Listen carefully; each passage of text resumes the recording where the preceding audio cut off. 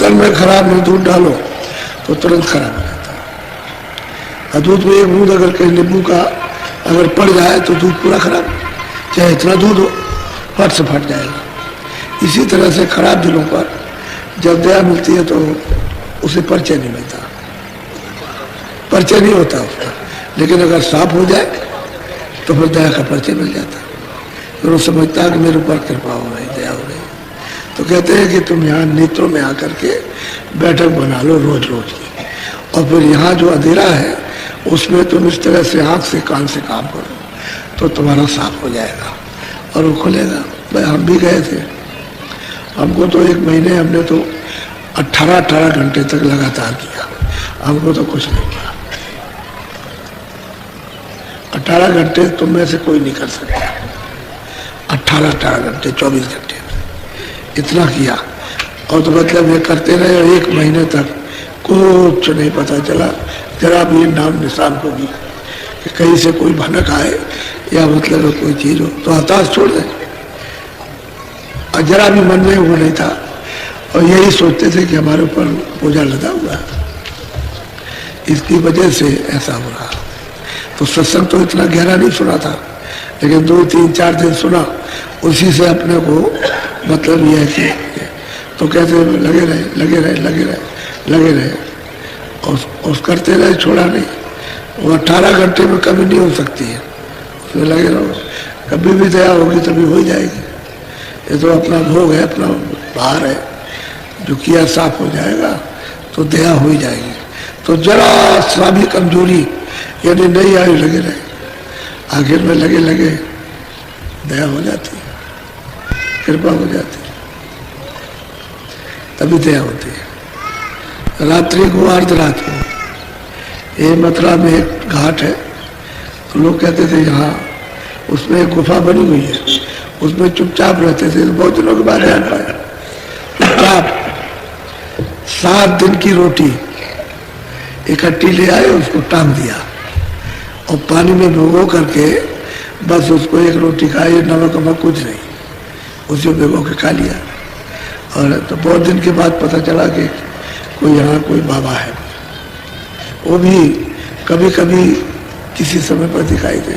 तो कहने का मतलब यह है कि गुफा में बैठे थे और गुफा में दिन हो गया, यानी सूरज निकल आया। अच्छा आँख खोले तो रात और दिन हो गया, आँख खुली है तो दिन हो गया। तो इतना यह क्या हो गया, ये एकदम बाहर निकले आए, गुफा से बाहर आ गए कि दिन हो गया है, दिन दिखाई दे रहा है। और जब वहाँ आए तो जब इधर देखते हैं तो इधर रात है, तारे दिखाई दे रहे हैं और दिन हो, गुफा में जाओ पड़ते। फिर भगे स्वामी महाराज के पास और वहाँ गए और जा करके फिर पूछा उनसे, कह लगे कहा ऐसा होता है, फिर समझाया, एकांत में बैठ करके बताया, फिर जो भी समझाना था उनको समझाया और उनकी दया हुई। कहने का मतलब यह है कि साधक को दरवाजे में बैठ करके हताश नहीं होना। और आप तो 2 मिनट भी नहीं करते, कहते मैं 10 मिनट 15 मिनट थोड़ा बहुत ध्यान भजन तुम किया करो, तो तुम 2 मिनट भी नहीं करते। फिर तुम्हारा मन कोई 1 सेकंड भी साथ नहीं देता। तो दया तो घाट पर मिलती है, वहां तो आपने इंतजारी की नहीं कुछ भी, जो उनमें बैठे नहीं, वहां न मन को थोड़ा रोका और न दृष्टि से कोई काम किया, ना कानों से। तो कुछ जो करते हैं, तो मैं तो और बात तो छोड़ो, मैं अपने खुद बता रहा हूँ अपने। अब ये गुरु महाराज गृहस्थ आश्रम में, तो वहाँ सब लोग रहते हैं, तो वहाँ तो इतनी जगह नहीं कि वहाँ रहे। तो 2 दिन मतलब ये कि सत्संग सुना, किसी दिन 3 दिन सुना और भाग करके कहीं चले गए, वहाँ बैठ करके किया। तो असल में चीज़ ये है कि सत्संग तो जरूरी है, फिर कितने भी दूर जाए तो सत्संग की इतनी चाह कि सत्संग सुन ले, तो भाग करके फिर चले जाए, फिर सत्संग सुने और फिर चले जाए और फिर सत्संग सुने और फिर चले जाए। जब इच्छा हो तभी भाग गया। और तो 2 टाइम 3 टाइम 4 टाइम सत्संग सुना और फिर चले गए, फिर जाए और फिर किया जाकर। तो जब लग गई, जब लगन लग जाती है किसी काम में, वही काम सुविधाजनक हो जाता है। एक बच्चा सोचता है कि मैं कैसे पढ़ूंगा, लेकिन मास्टर पढ़ाता उसको, और पढ़ाता बताता है सब, डांटता डपटता भी है, लेकिन पढ़ता रहता। तो पहले तो नहीं जानता था कोई, लेकिन फिर उसको आने लगता। ऐसा ही होता है कि जिस चीज को आप जानते नहीं हो, जो महात्मा कहे उसको करो। तो वो कहते हैं कि भाई तुम वहां बैठो, तुम्हारी शुद्धि सफाई की जाए। अब दरवाजा छोड़ के रहोगे तो शुद्धि नहीं हो सकती, क्योंकि घाट पर शुद्धि होगी, जहाँ कर्मों का अंबार जमा होता है। वहां अगर शुद्धि चाहिए जाएगा तो पत्तियों से क्या मतलब है? पत्ती किस काम की? वो वही साफ हो, तभी फिर सूरज जगेगी, नहीं तो सूरज नहीं जा सकती, क्योंकि वो तो बंद है। घाट पर बैठ तो कहते हैं भाई नेत्रों में आके बसो, बैठक बना लो, यहाँ तुम रुकने लगो, ठहरने लगो, देखने के लिए कुछ मतलब है, आंखों से काम करो, कानों से, तो फिर काम होने लगेगा। तो ये तो फिर कार्रवाई शुरू हो जाए। सूरत की कार्रवाई अलग है, इंद्रियों की कार्रवाई अलग। ये बाहर जड़ चीजों के साथ में इंद्रियों की कार्रवाई, सूरत की कार्रवाई चेतन के साथ है, उसके साथ तो उसका काम होने लगेगा। अब यह तो बहुत प्यार से अनुभव सोचते हैं, क्योंकि अनुभव नहीं होगा तो आपको कैसे बताया जाएगा? न करने का अनुभव, गिरने का अनुभव, चढ़ने का अनुभव, हर चीज का जब अनुभव होगा कि ऐसे गिरते हैं, ऐसे चढ़ते, ऐसे जाते, ऐसे होता है, ऐसे नहीं होता, ऐसे बंद हो जाता है, इस तरह से फिर चालू हो जाए, ये अगर नहीं देखेंगे तो आपको क्या बताएंगे? वो तो खुद भोगी होते हैं, खुद उस चीज को जानते हैं, ऐसा नहीं होता। अच्छा, और सबने बताया, कोई एक का नहीं, सभी का है। बोलो, हाँ चलो सत्संग करो आप। श्याम तदिसे को गहना श्याम,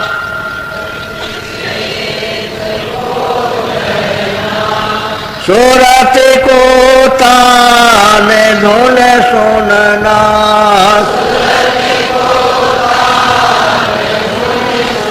अब वो साधक को बताते हैं कि भाई थोड़ा सा रोके रहो, और शाम के बीच में सफेदी के बीच में श्याम, कहते हैं इसको बराबर एक टक मतलब है, ऐसे करके देखते रहो। वो देखते गगन में तारा चमकेगा, उसी को देखते तारा वो अकेला चमकता है। पहले आकाश तो दिखाई देता, लेकिन खाली तारा चमकता। जैसे सुबह एक तारा निकलता है, ऐसा तारा चमकता है, उसमें चमक बहुत है, रोशनी बहुत रहती है, बड़ा तेज रोशनी का होता है, और उसमें सफेद रोशनी रहती है। तो जब वो चमकेगा तो गगन में उसी के देखने पर, दृष्टि ठहरने पर गगन में तरह तरह की दुनिया सुनाई देने लगती है। वो यही से ये उसका परिचय है। तो सूरज को रोक करके थोड़ा सा मन को उसके साथ लगा करके सामने तो दिखाई देगा। अब आंख से तो वो देखेगा उसको, और कान से सुनेगा। अब दोनों काम हो जाते हैं। कभी कभी ऐसा होता है कि ध्यान में साधक का समझ में नहीं आए या मन न लगे, दृष्टि न ठहरे, तो भजन करे। तो भजन में धुनी सुनाई जब देने लगती है, और जब भजन में उसमें रत होता तो दिखाई देने लगता, क्योंकि धुनी में प्रकाश है और प्रकाश में धुन आ रही है। वो एक दूसरे से अलग नहीं है। शब्द से प्रकाश और प्रकाश से शब्द मालूम हुआ। अब वो दिखाई दिया, और बस आकाश में गगन में अब दुनिया आने लगी, तरह तरह के बाजे बजने लगे। एक तरह के नहीं, बड़े विद्वत आनंदित बाजे बजते हैं। इन्हीं जब सुनने लगो तो इतना शरीर पुलकायमान होता है, गदगद हो जाता है उनके सुनने से, उनके सुनने।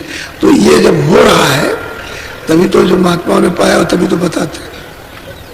तो इसमें गृहस्थ आश्रम में बैठे सुनते तो हैं। अब ऐसा थोड़ी है कि सभी लोग पूरे बैठे हुए, अरे कुछ पहले के हैं, कुछ बीत के हैं, कुछ कर रहे हैं, कुछ नहीं करते, फिर करते हैं, फिर करते हैं, कुछ होता है, फिर वो फंस जाते हैं, फिर थोड़ा सा कम हो जाता है, और कुछ चलते हैं, कुछ नहीं आते। सब तरह के लोग, ये तो सत्संग है, इसमें सब तरह के लोग आते हैं। चलते हैं। तो वो कहते हैं कि भाई देखो, अब ये है कि तुम थोड़ा मन को, इसलिए रोज रोज कहते हैं मन, चित्त और बुद्धि, ये तीनों चीजों को थोड़ा सा जब जब भजन के वक्त, ध्यान के वक्त में कहीं जाए तो उसको थोड़ा सा रोक कर, तो मालूम हो जाएगा आपको, ये पता चल जाएगा वहां चला गया। तो जब मालूम हो जाएगा वहां गया तो वहां से लिया कि भाई थोड़ा ये काम कर लो, इसके साथ थाम के रोक करके, थामने का मतलब रोकना, कि वही रोके रहो और सूरत का साथ दे दे। मन बुद्धि चित्त सूरत का साथ दे, और सूरत जब ये साथ देगा तो दृष्टि उसकी एकाग्र हो जाएगी और उसे दिखाई देना शुरू हो जाएगा। बोलो। बांक के द्वार धसे बैठो, बांक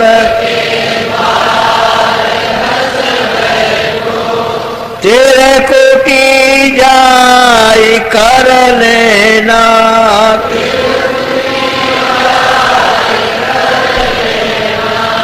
एक तो मिलोनी में जब शुरू में साधक साधना करता है तो मिलोनी में, अरे मतलब है गंदगी में सफेद और श्याम आता है, लेकिन वो श्याम सुंदर है, वो तो सैदल कमल,